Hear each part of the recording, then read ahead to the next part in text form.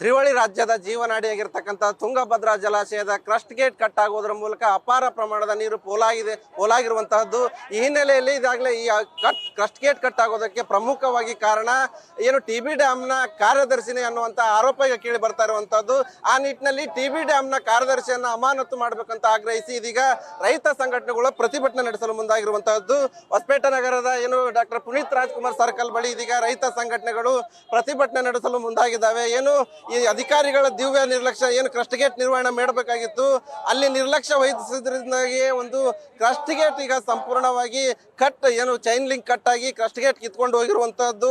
ಹೀಗಾಗಿ ಏನು ಎರಡು ಬೆಳೆಗೆ ನೀರು ಸಿಗಬೇಕಾಗಿತ್ತು ರೈತರ ಜಮೀನುಗಳಿಗೆ, ಈಗ ಒಂದು ಬೆಳೆಗೂ ಕೂಡ ನೀರು ಸಿಗೋದು ಕಷ್ಟ ಅನ್ನುವಂಥ ವಾತಾವರಣ ನಿರ್ಮಾಣವಾಗಿದೆ. ಹೀಗಾಗಿ TB ಡ್ಯಾಮ್ನ ಏನು ಈ ಕಾರ್ಯದರ್ಶಿ ಇದ್ದಾರೆ ಅವರನ್ನ ಕೂಡಲೇ ಅಮಾನತು ಮಾಡ್ಬೇಕಂತ ಈಗ ರೈತ ಸಂಘಟನೆಗಳು ಒತ್ತಾಯ ಮಾಡ್ತಿರುವಂಥದ್ದು. ಇನ್ನೊಂದು ಕಡೆಗೆ ರಾಜ್ಯ ಸರ್ಕಾರದ ವಿರುದ್ಧನೂ ಕೂಡ ಈಗ ಆಕ್ರೋಶ ಕೂಡ ರೈತರು ಹೊರಹಾಕ್ತಾ ಇದ್ದಾರೆ. ಏನು ಕಾವೇರಿ ಭಾಗದಲ್ಲಿ ಏನು ಕಾವೇರಿ ಜಲಾಶಯಕ್ಕೆ ತೋರಿಸಿದಂತಹ ಒಂದು ಏನು ಮುತುವರ್ಜಿಯನ್ನ ಈ ಭಾಗದ ತುಂಗಭದ್ರಾ ಜಲಾಶಯಕ್ಕೆ ರಾಜ್ಯ ಸರ್ಕಾರ ತೋರಿಸ್ತಾ ಇಲ್ಲ ಅಂತ ಆರೋಪವನ್ನು ಕೂಡ ಇದೀಗ ರೈತ ಸಂಘಟನೆಗಳು ಮಾಡ್ತಾ ಇದ್ದಾವೆ. ನಾನೀಗ ರೈತ ಸಂಘಟನೆ ಕೆಲವೊಂದಿಷ್ಟು ಮುಖಂಡರಿದ್ದಾರೆ, ಅವ್ರನ್ನೇ ಮಾತಾಡ್ತೀನಿ. ಅವರ ಪ್ರಮುಖವಾದ ಬೇಡಿಕೆ ಏನು ಮತ್ತು ಈ TB dam crest gate cut ಆಗೋದಕ್ಕೆ ಯಾರು ಜವಾಬ್ದಾರರು, ಅವ್ರ ವಿರುದ್ಧ ಏನು ಕ್ರಮ ತೆಗೆದುಬೇಕು ಅಂತ ಅವ್ರನ್ನೇ ಮಾತಾಡ್ಸ್ತಾ ಹೋಗ್ತೀನಿ. ಸರ್, ಈಗ ಪ್ರಮುಖವಾಗಿ ಈ ಭಾಗದ ಮತ್ತು ಈ ಸೇರಿದಂತೆ 3 ಜಾಲಗಳ ಜೀವನಾಡಿ ಆಗಿತ್ತು, ಆದರೆ ಏಕಾಏಕಿ ಕ್ರಸ್ಟ್ ಗೇಟ್ ಆಗಿದೆ. ಇದಕ್ಕೆ ಯಾರು ಹೊಣೆ ಸರ್, ಏನಂತ ಹೇಳ್ತಾರೆ? ಇದು ನೇರವಾಗಿ ಸರ್ಕಾರನೇ ಹೊಣೆ. ಆ ಸರ್ಕಾರದ ದಿವ್ಯ ನಿರ್ಲಕ್ಷ್ಯದಿಂದನೇ ನಿನ್ನೆ ಅವರದೇ ಒಬ್ಬ ಜಿಲ್ಲೆಯ ಸಂಸದರು ಹೇಳ್ತಾ ಇದ್ದಾರೆ, ಸುಮಾರು 8 ತಿಂಗಳಿಂದ ಅಧಿಕಾರಿ ಕಾಣೆಯಾಗಿದ್ದಾನೆ, ಇಲ್ಲಿ ಬಂದಿಲ್ಲ ಅಥವಾ ವರ್ಕೆ ಮಾಡಿಲ್ಲ ಅಂತೇಳಿ. ಈ ವಿಷಯವನ್ನ ನೀರಾವರಿ ಮಂತ್ರಿಗಳ ಗಮನಕ್ಕೆ ಯಾಕೆ ತಗೊಂಡೋಗಿಲ್ಲ? ಇದನ್ನ ಜವಾಬ್ದಾರಿ ನೇರವಾಗಿ ನೀರಾವರಿ ಮಂತ್ರಿಗಳೇ ಹೊಣೆ ಹೊರಬೇಕಾಗ್ತದ. ಯಾಕಂತಂದ್ರೆ ನಾನು ಸುಮಾರು 4 ರಿಂದ 6 ವರ್ಷಗಳ ಕಾಲ ಈ ಭಾಗದ ನೀರಾವರಿಗಾಗಿ ಹೋರಾಟ ಮಾಡಿದ್ದೀನಿ. ಇದೇ ನೀರು ರಾಯಚೂರು ಜಿಲ್ಲೆಯ ಕೊನೆ ಭಾಗಕ್ಕೆ ಬರದೇ ಇದ್ದಾಗ ನನ್ನ ರಾತ್ರಿ 9:45ಕ್ಕೆ ಜಿಲ್ಲಾಡಳಿತ ಮತ್ತು DC ಅವರು ಅರೆಸ್ಟ್ ಮಾಡಿ ಸುಮಾರು 7 ದಿನಗಳ ಕಾಲ ನನ್ನನ್ನು ಜೈಲಿಗೆ ಇಟ್ಟಿದ್ರು. ನಾನು ಅಂದೂ ಪ್ರಶ್ನೆ ಮಾಡಿದ್ದೀನಿ, ನೀರಾವರಿ ಮಂತ್ರಿಗಳು ಈ ಕಡೆ ಭಾಗಕ್ಕೆ ನಿರ್ಲಕ್ಷ್ಯ ಯಾಕೆ ವಹಿಸ್ತಾರ?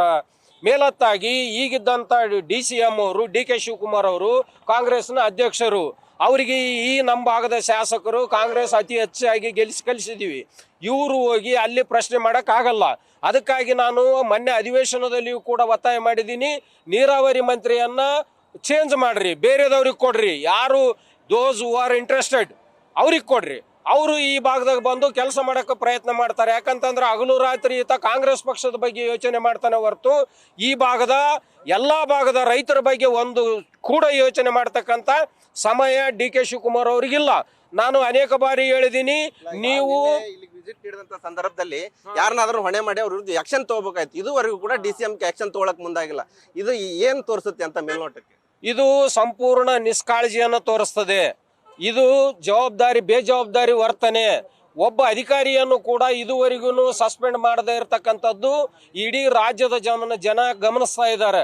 ಇವರು ನೀರಾವರಿ ಬಗ್ಗೆ, ರೈತರ ಬಗ್ಗೆ ಎಷ್ಟರ ಮಟ್ಟಿಗೆ ಕಾಳಜಿ ವಹಿಸಿದ್ದಾರೆ ಅಂತಕ್ಕಂಥದ್ದನ್ನ 2 ದಿನದಿಂದ ನಾವು ಸತತವಾಗಿ ಮಾಧ್ಯಮಗಳ ಮುಖಾಂತರ ನೋಡ್ಕೊಂತ ಬಂದಿದ್ದೀವಿ. ಇದುವರೆಗೂ ಕೂಡ ಸುಮಾರು 4 ಜಿಲ್ಲೆಯ ರೈತರು ಏನಪ್ಪಾ ಅಂತಂದ್ರೆ ಪ್ರಮುಖವಾದ ಬೇಡಿಕೆ ಏನ್ ಸರ್? ನಮಗೆ ಈ ತಕ್ಷಣನೇ ರಿಪೇರಿ ಮಾಡಬೇಕು, 1ನೇದ್ದು. 2ನೇದ್ದು, ಪದೇ 19ನೇ ಗೇಟ್ ಯಾಕೆ ರಿಪೇರಿಗೆ ಬರ್ತದ? ಅಲ್ಲಿ ಏನಾದರೂ ಹಣ ನುಗ್ಗತಕ್ಕಂಥ ಕೆಲಸ ಮಾಡ್ತಾ ಇದ್ದಾರ ಅಧಿಕಾರಿಗಳು. ತಕ್ಷಣನೇ TB ಡ್ಯಾಮಿನ ಅಧಿಕಾರಿಗಳು ಏನದ ಅವ್ರನ್ನ ಅಮಾನತುಗೊಳಿಸಬೇಕು. ಮುಖ್ಯವಾಗಿ ಏನಪ್ಪಾ ಅಂತಂದ್ರೆ ಆಂಧ್ರದಿಂದ ಅತಿ ಹೆಚ್ಚು ನೌಕರರು ಅಲ್ಲಿ ಕೆಲಸ ಮಾಡ್ತಾ ಇದ್ದಾರೆ. ಅವರು ರಾಜ್ಯದ ಬಗ್ಗೆ ಕಿಂಚಿತ್ತು ಕಾಳಜಿ ಇಲ್ಲ. ತಕ್ಷಣನೇ ಏನಪ್ಪಾ ಅಂತಂದ್ರೆ ಎಲ್ಲ ಅಧಿಕಾರಿ ವರ್ಗಗಳನ್ನ ಅಲ್ಲಿಂದ ತೆಗಿಬೇಕು. ಒಂದು ವೇಳೆ ತೆಗೆದೇ ಇದ್ರ ನಾವೇ ಡ್ಯಾಮಿಗೆ ಹೋಗಿ ಅವ್ರನ್ನ ಅಲ್ಲಿಂದ ಕಳಿಸ್ತಕ್ಕಂಥ ಕೆಲಸವನ್ನ ಮಾಡ್ಬೇಕಾಗ್ತದ ಮುಂದಿನ ದಿನಗಳಂತ ಹೇಳಿ ತಮ್ಮ ಮೂಲಕ ನಾನು ಸರ್ಕಾರಕ್ಕೆ ಹೇಳಲಿಕ್ಕೆ ಬಯಸ್ತೇನೆ. 2 ವರ್ಷದ ಬಳಿಕ ಏನು TB ಡ್ಯಾಮ್ ಭರ್ತಿಯಾಗಿತ್ತು, ಆದರೆ ನಿಗದಿಯಂತೆ 6ನೇ ತಾರೀಕೆ ಆ ಒಂದು ಜಲಾಶಯಕ್ಕೆ CM ಸಿದ್ದರಾಮಯ್ಯ ಆಗಮಿಸಿ ಬಾಗಿನ ಅರ್ಪಿಸಬೇಕಾಯಿತು. ಆದರೆ ಅನಿವಾರ್ಯ ಕಾರಣಗಳಿಂದ ಮುಂದೂಡಲಾಗಿತ್ತು. ಅದೇ ಒಂದು ಕಾರ್ಯಕ್ರಮವನ್ನು 13ನೇ ತಾರೀಕೆ ನಿಗದಿಪಡಿಸಿತ್ತು. ಕಾರ್ಯಕ್ರಮ ನಿಗದಿಪಡಿಸಿದ 2 ದಿನಗಳ ಮುಂಚೆಯೇ ಈಗ ಕ್ರಸ್ಟ್ ಗೇಟ್ ಕೂಡ ಧಕ್ಕೆಯಾಗಿ ಅಪಾರ ಪ್ರಮಾಣದ ನೀರು ಪೋಲಾಗ್ತಾ ಇರುವಂಥದ್ದು. ಆ ಕುರಿತು ಏನು ರೈತ ಸಂಘಟನೆ ಮುಖಂಡರು ಏನು ಹೇಳ್ತಾರೆ, ಕಾವೇರಿ ಭಾಗದಲ್ಲಿ ತೋರಿಸಿದಂಥ ಹಿತಾಸಕ್ತಿ ಏನು ಉತ್ತರ ಕರ್ನಾಟಕದ TB ಡ್ಯಾಮ್ಗೆ ಯಾಕೆ ತೋರಿಸ್ತಾ ಇಲ್ಲ ಅನ್ನುವಂಥದ್ದು ಕುರಿತು ಇಲ್ಲಿ ಮಹಿಳಾ ಮುಖಂಡರಿದ್ದಾರೆ, ಅವ್ರನ್ನೇ ಮಾತಾಡ್ಸ್ತಾ ಹೋಗ್ತೀನಿ. ಅಲ್ಲಿ ಮೇಡಮ್ ಈಗ ಕಾವೇರಿ ಭಾಗದಂತ ತೋರಿಸಿದಂತ ಜಲಾಶಯಕ್ಕೆ ತೋರಿಸಿದಂತ ಪ್ರೀತಿನ ಇಲ್ಲಿ ಯಾಕೆ ತೋರಿಸ್ತಾ ಇಲ್ಲ ರಾಜಕಾರಣಿಗಳು ಅಂತ? ಸರ್ ತೋರಿಸ್ತಾ ಇಲ್ಲ ಸರ್, ಇದಕ್ಕೆ ನಾವು ಹೇಳ್ತೀವಿ ಸರ್, ಅದಕ್ಕೆ ಧಿಕ್ಕಾರ ಕೂಗ್ತಾ ಇದ್ದೀವಿ. ಒಂದು ಮನೆಯಲ್ಲಿ ಒಂದು ಸಿಂಟೆಕ್ಸಿಗೆ ಒಂದು ಪೈಪ್ಗಳಿಗೆ ತೂತಾದ್ರೆ ನಾವು ಎಷ್ಟು ರಿಪೇರಿ ಮಾಡ್ಕೊಂತೀವಿ ಸರ್. ಅಧಿಕಾರಿಗಳು ಏನು ಸುಮ್ಮನೆ ಕೂತಿದಾರ? ಬಂದು ನಿಂತ್ಕೊಂಡು ಮಾಡ್ಬೇಕು ಸರ್ ಅದನ್ನ. ಯಾಕಂದ್ರೆ ಒಂದು ದೊಡ್ಡ ಡ್ಯಾಮ್ ಸರ್ ಇದು ಬಂದ್ಬಿಟ್ಟು. ನಾವು ಅದಕ್ಕೆ ರೈತರು ಧಿಕ್ಕಾರ ಕೂಗ್ತಾ ಇದ್ದೀವಿ. ಅಧಿಕಾರಿಗಳು ಬಂದು ಮಲತಾಯಿ ಧೋರಣೆ ಮಾಡಬಾರ್ದು. ತುಂಗಭದ್ರಾ 5 ಜಿಲ್ಲೆಗಳಿಗೆ ಜೀವನಾಡಿಯಾಗಿದೆ. 6ನೇ ತಾರೀಕು ನಿಗದಿಯಾದಂತ ಕಾರ್ಯಕ್ರಮ ಯಾಕೆ ಮುಂದೂಡಿದಂತ ಸರ್ ಅದು ಮುಂದೂಡಿದ್ದು ಇನ್ನೂ ಏನು ಹೇಳಿಲ್ಲ ಸರ್. ಅದು ಯಾಕೆ ಮುಂದೂಡಿದ್ರು? ಹಂಗಂದ್ರೆ ಅಧಿಕಾರಿಗಳಿಗೆ ಗೊತ್ತಿತ್ತಾ ಈ ಥರ ಆಗಿದೆ ಅಂತೇಳಿ ಅಂತ? ಅದು ತಿಳ್ಕೊಬೇಕು ಸರ್. ಯಾಕಂದ್ರೆ ಈಗ CM ಇವಾಗ ಬರ್ತಾರೆ ಅಂತ ಹೇಳ್ತಾರೆ, ಇನ್ನೂ ಯಾವಾಗ ಬರ್ತಾರೆ ಸರ್? ನಾವು ರೈತರೆಲ್ಲರೂ ಹೋರಾಟ ಮಾಡ್ತೀವಿ. CM ಬರಲೇಬೇಕು. ಎಲ್ಲ ಅಧಿಕಾರಿಗಳು ನಿಂತ್ಕೊಂಡು ಡ್ಯಾಮ್ ನಿಂತ್ಕೊಂಡು ಅವರೇ ಗೇಟ್ನ ರಿಪೇರಿ ಮಾಡಿಸ್ಬೇಕು. ಯಾಕಂದ್ರೆ ಈಗ 2ನೇ ದಿನ ಸರ್ ಎಷ್ಟು ನೀರು ಪೋಲಾಗ್ತಾ ಇದೆ. ಅದನ್ನ ಯಾರು ಕೇಳ್ತಿದ್ದಾರೆ ಸರ್? 65 TMC ನೀರು ಖಾಲಿ ಆಗ್ಬೇಕು ಅಂತ ಹೇಳ್ತಾ ಇದ್ದಾರೆ. ರೈತರಿಗೆ ನಾಳೆ ಪೀಕ್ ಮಾಡ್ಕೊಳ್ಳೋಕೆ ಒಂದು ನೆಲ್ಲಾಗ್ಲಿ ಏನೋ ಒಂದು ಬೆಳೆಗಳು ಬೆಳೆಯೋಕ್ಕಾಗ್ಲಿ ನೀರು ಬೇಕು ಸರ್. ನಾಳೆ ಬೇಸಿಗೆಗೆ ನೀರು ನಾವು ಸ್ಟಾಕ್ ಇಟ್ಕೋಬೇಕು. ಅದು ಬಿಟ್ಟು ಇವ್ರು ಇನ್ನೂ ತಡೀರಿ 4 ದಿನ ಅಂತ ಹೇಳ್ತಾ ಇದ್ದಾರೆ. DK ಶಿವಕುಮಾರ್ ಅವರು ಇಲ್ಲಿ ಬರಬೇಕು, ನಿಂತ್ಕೊಂಡು ಅದು ಮಾಡಿಸ್ಬೇಕು ಅಂತೇಳಿ ನಾವು ಎಲ್ಲ ರೈತರ ಸಂಘಟನೆ ನಾವು ಮಾಡ್ತಾ ಇದ್ದೀವಿ ಸರ್.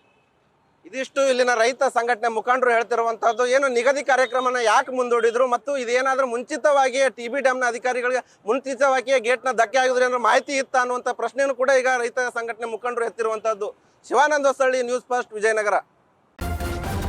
ನ್ಯೂಸ್ ಫಸ್ಟ್ ನಿರ್ಭೀತಿಯಿಂದ ನಿಮ್ಮ ಪರವಾಗಿ.